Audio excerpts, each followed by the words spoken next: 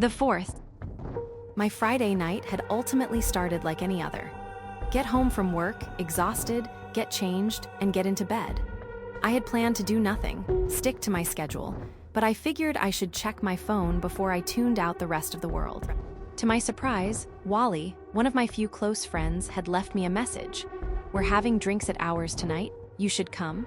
This wasn't out of the ordinary by any means, however. My response to it was, maybe getting out of the house and spending time with people I actually like, instead of my coworkers whose biggest passions were collecting magnets, would do me some good. I shot back, who's gonna be there? Not many of us, just Sharon, Blake, and I. Perfect, I thought to myself. Not too big, no strangers, a situation I could actually relax in. All right, I'll be round soon. I responded again with an unfamiliar swiftness, before getting into slightly more presentable clothes than sweatpants and a t-shirt covered in stains. Their apartment was within walking distance, and on the way, I swung into the liquor store and bought a bottle of whiskey. I'd rather drink this shit straight than let beer touch my tongue. I gave their fourth-floor apartment door a solid knock and waited, Sharon greeting me at the door with her usual warm demeanor. I'd known her for longer than the other two, and I always knew she'd save a seat for me. Oh my God, Jard. It's been a while, right? I stepped inside as she closed the door behind me. Yeah, it certainly has been. Work's been keeping me busy. I sighed out, the end of the sentence punctuated with a chuckle laced with sadness and monotony. Sharon and Wally's place was just as small as I remembered it being the last time I was here, with the entire place only being about 20 meters across, with a wall cutting through the center, dividing the living room and kitchen from the two bedrooms on either side of the bathroom. At least all three of those rooms could be passed through one to the other, making it feel like the place had more space than it did. I trotted over to the couch, brown paper bag in hand, and took a seat next to my buddy on the couch. "What's up, Blake?" I said casually as my gaze shifted towards the TV across from us. "What ray we watchin'?" I again asked, awaiting a response. Silence. Finally, the person beside me responded, "Dude, seriously?" I'd made that mistake again. Turning slowly, my eyes met Bari. "Shit, sorry, dude." I chortled out, much more genuinely this time. Blake and Wally had always looked eerily similar, like brothers, especially when I first met the pair a few years back. I would mix them up constantly, and make plenty of jokes claiming one of their mothers had cheated on one of their fathers, and I hadn't seen either in at least 3 months. They both sported the same blue eyes, same height, same brown tousled hair, same nose, and the same toothy, giddy grins. Honestly, I thought we looked different enough now that this wouldn't still happen. I quite literally pointed and laughed at him. In response, "All you've done to differentiate your appearances is wear slightly different styles of clothing." Nah, we have totally different hairstyles now. They really didn't. His defensiveness elicited another chuckle from me. I already felt like I'd laughed more tonight than I had in a good, long while. "Sure, man, sure. I'll just make the judgment myself whenever Blake gets here." As if he'd been waiting for a cue, a loud flush came from behind the door next to the TV, and with a boisterous step out of the bathroom, Blake appeared. "Shit, speak of the devil." Blake responded to my quip with excitement, that aforementioned wide, goofy smile spreading across his face as he realized I was here. "Shit, Jard, I had no idea you'd be here tonight," I said as I cracked the lid off my whiskey and poured a foolhardy amount of the stinging liquor down my throat. A tinge of regret filling me before quickly being replaced by the warmth spreading from my stomach. Hearing my anguished breath, Sharon quickly joined us sitting on a nearby bean bag. Oh, finally, I was wondering when we'd start. With that, we all started happily drinking, the minutes turning to hours as we shot the shit, played a few games, and I simply reconnected with my friends. Truth be told, I had missed this. Missed seeing Carson and Blake teasing and prodding each other like little brothers, while Sharon watched and laughed, and I interjected by adding fuel to the fire when I could, of course. Things were going so smoothly that I completely lost track of time, much like everyone else, and by the time I checked, it was already 1 in the morning. "Ah shit, it's getting really late, guys. I should probably get going." Carson, with slightly slurred words, said, "Why, come on, dude. You can just stay here. We have that spare room over there for a reason," he said, gesturing over to the door closest to the balcony. I was considering the proposal for a second before my thoughts were cut short by the seemingly even more drunk Blake. Wait, if Jard gets to stay, so do I." Sharon rolled her eyes and responded, "Yeah, we assumed you'd just take the couch, dude." "All right, so it's settled then. Sleepover is happening tonight," Carson quickly spouted, throwing his arms around Blake and Sharon. I hadn't even made my decision, but it seemed like it had been made for me. We drank for another couple of hours, before everyone was either too sloshed or too tired to continue, everyone retreating to their respective location. Blake remaining on the couch, Sharon and Carson moving back towards their room. Myself nearly falling in the small distance between the couch and the wooden sliding door protecting the room I would make mine for the night. I didn't even bother drawing the curtains shut as I finally got comfortable in the bed I was assigned. However, something felt off, and it wasn't hard to place my finger on what, even in my inebriated state. It was quiet, sickeningly quiet. I knew it was 3 in the morning, but even so, the city seemed so still. I couldn't hear the sounds of passing traffic, of distant sirens, of a crackhead spouting nonsense. I chalked the strange atmosphere up to my current blood alcohol levels, along with the fact I hadn't slept in a bed other than my own in a very long time, and tried to ignore it. The next couple hours I slept without too much issue. That was, of course, other than the odd dreams that perforated my serene slumber.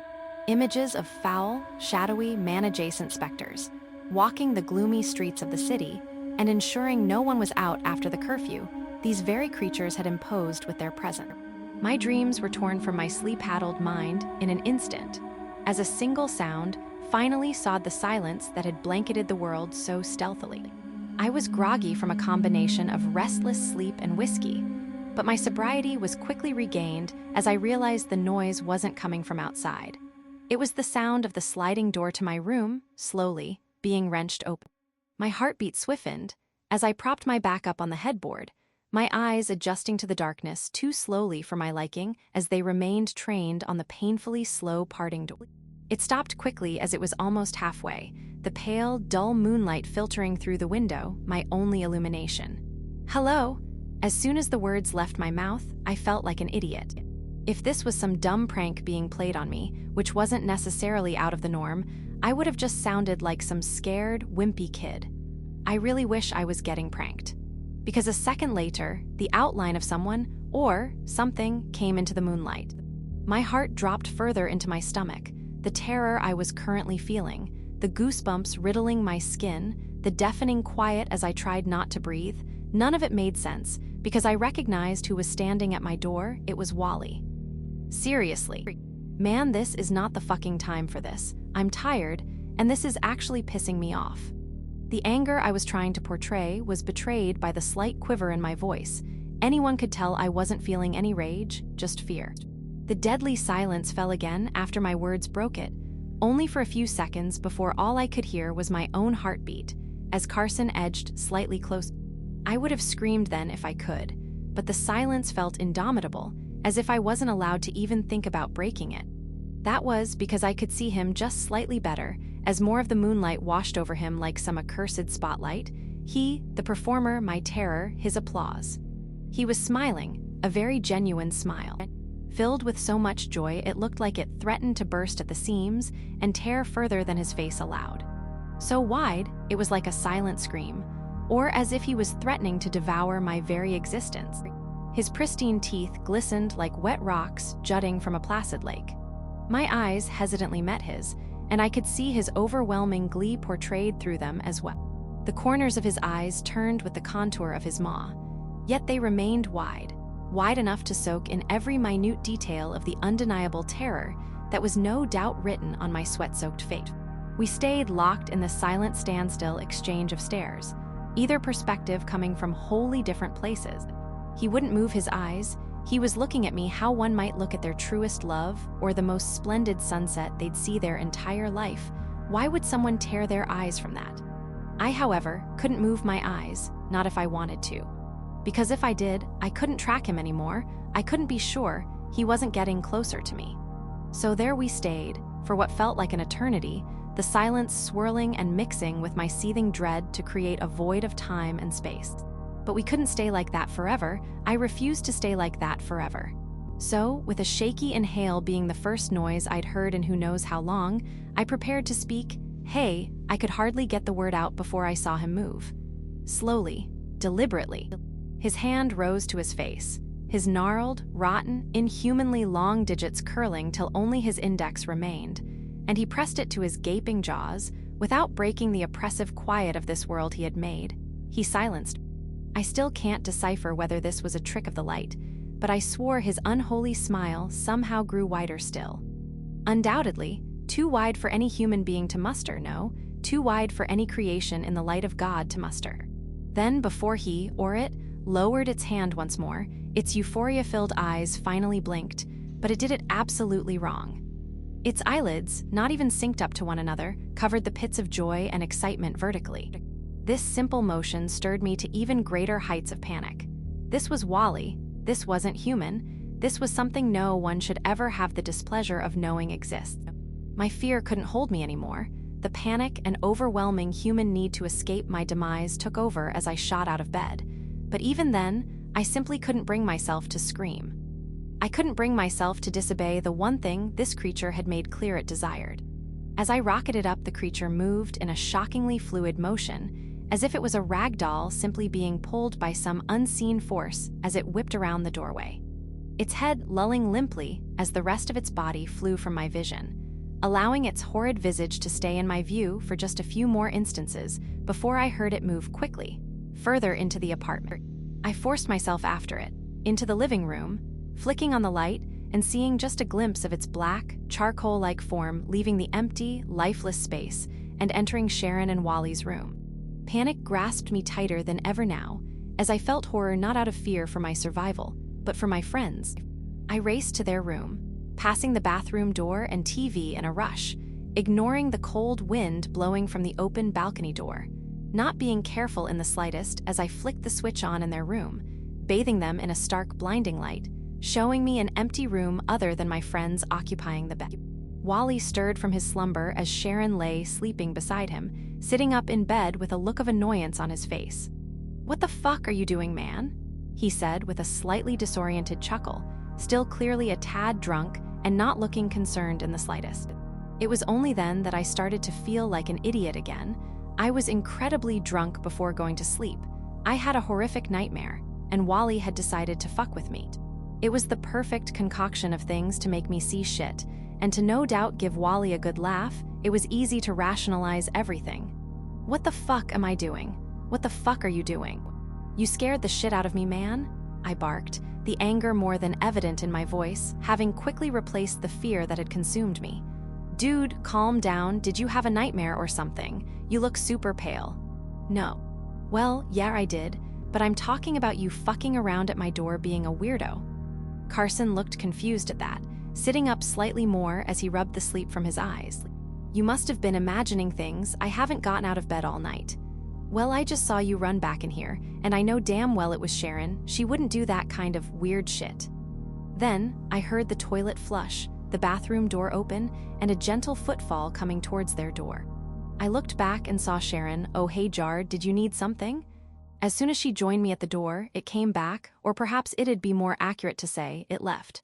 Silence. Crippling, excruciating silence. An absence as large as the pit in my stomach. Swallowing my soul once more, and grinding my brain between its invisible gnashing teeth. My gaze slowly shifted, from Sharon, to the figure curled up comfortably in bed next to Carson, its shape now rising and falling with a different rhythm, if as taking in more breaths to contain its own excitement. I lifted my finger to my lips, unintentionally mimicking this foul, unnatural horror, ushering the others to be silent too. Carson's face mirrored my own, with a solid dose of confusion joining the dog pile of negative emotions. Careful not to break the quiet, I ushered Carson to leave the room. Every movement, every measly breath and step, from Carson lifting the blankets to the few steps it took him to reach Sharon and I, felt like hell. We'd all been put in this guillotine, and it felt like one wrong step would cause the blade to drop on our chilled necks. Carson slid past me as I methodically closed the door, praying to all that was, that the door wouldn't creak as I did. The snapping of the door's latch going into place sounded like a bomb going off right next to my head, but I let out a small sigh of relief as it did. "What's going on?" Sharon croaked out in a shaky whisper as the three of us looked at each other, not wanting to add to my friend's fear and panic. I responded, "Someone's in the apartment." "Do you know them?" Wally questioned, whispering too, as we stepped slowly away from the bedroom door. No, I have no clue who that was. I thought it was you when I couldn't see them much." "Jesus Christ, do we call the cops?" Sharon asked clearly, trying her best to hold herself together as we made our way carefully to the couch and sat down. I knew that wouldn't help, knew they couldn't help, but agreed nonetheless. As the dial tone, which was far louder than our whispers, started to ring out from Sharon's phone, we heard movement, the shifting of blankets, of a bed creaking. It was deafening given the current state of affairs. Suddenly, the sliding door to the room I was in slammed shut, the resounding explosion of sound filling the apartment violently, causing all three of us to respond in kind with screams of our own. There was no silence now, only chaos. The sound of something banging and smashing violently, just beyond the three doors connecting the rooms opposing us, going from one side of the apartment to the other with the ferocity of a caged animal, rampaging, as the three of us remained in paralyzed, hushed silence just beyond. There would be a violent rapping of a fist on my door, only for there to immediately be a rabid jostling of the door handle to Sharon and Wally's room, like it was pretending it couldn't get in here whenever it pleased, and was doing so with the force of a freight train and the wrath of a charging bird. We lived in this hell for what felt like hours, though in reality it was probably only about 15 seconds. We lived in it until the door in the center, the door to the bathroom, slowly started to open. We watched, wrapped in the crushing fist of feverish horror, as the door handle slowly arced down, before returning to rest as soon as the door was free from its hold. We watched as second after second passed, and the door inched ever more open, revealing an all-consuming blackness beyond it. We stayed like that, staring into the abyss for another eternity, waiting for some acrid horror to burst forth and take us into its cavernous grin. Though nothing came. Sounds started to creep back into my mind. Distant car horns, chittering pigeons, the sounds of life, of existing here and now. Relief washed over me like a warm shower, and eventually even a voice came, a terrified, quivering voice from inside the bathroom. "Gee guys, are any of you there?" In my state of violent panic, I'd completely forgotten about Blake, but that was his voice. I made my way carefully into the bathroom, still refusing to talk at a room-appropriate volume. Blake. I could only imagine how terrified he would have been. We at least had the walls dividing us. Blake had to be in here with that thing, but at least he didn't have to see it. That was an eldritch dread only I had the misfortune of experiencing. "Yeah, we think someone broke in while we were all asleep." Blake understandably looked more shaken up than any of us. "Well, where the hell did he go?" Blake and I started carefully surveying the rooms, looking in every closet and under every bed, till I noticed the guest bedroom window was wide open. I checked around the window carefully, feeling as if at any second that grotesque, withered hand would wrap around my neck and yank me from the building. I was relieved when I closed it. Despite that thing still being out there in my city, the ordeal was over. Walking back into the living room, I informed the others about the intruder leaving through the window, despite the fact we were on the 4th floor. The rest of the morning, we tried to make small talk while we cleaned, trying to make sure there wasn't a second of quiet between us. But it was hard after the night we'd experienced. Eventually, we all parted ways. As I left the apartment, I made sure to check on everyone individually, hoping that last night hadn't affected them as it had me. I didn't say another word to my friends as I quickly tried to leave, only looking back as I was waving goodbye, only for a second, and I could have sworn I saw Blake blink vertically.